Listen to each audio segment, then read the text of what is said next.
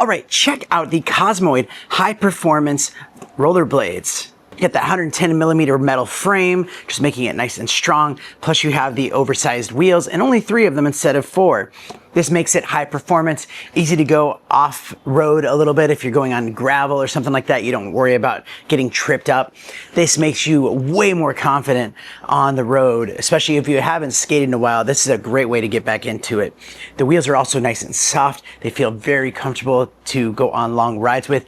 And you'll forget how good of a workout it is to go rollerblading. You have a nice thick sock in there to put your foot in, and then you can tie them up with the laces, and then you have 2 different buckles on there to ratchet it down, making it nice and secure. And these things can sit nice and tight on your feet without being too hard on your feet. That's one of the things I love about them. So they fit nicely and they perform excellent. So if you are doing some indoor hockey or just going on outdoor skates, this is a great option. I love these a lot, highly recommend them, and thanks for watching.